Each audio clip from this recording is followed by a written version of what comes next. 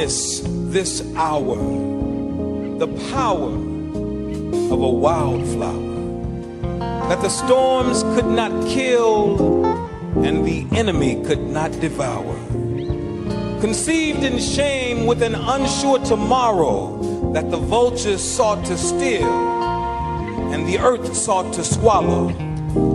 But never underestimate the power of a wildflower that cuts through the night like a beacon light, destined to live a life of conviction, born in the shadows of a mother's addiction, fertilized by the love of extended family, strengthened to soar through any calamity. Praise God today for the power He gave this wildflower to sing like a bird and stand strong like a tower.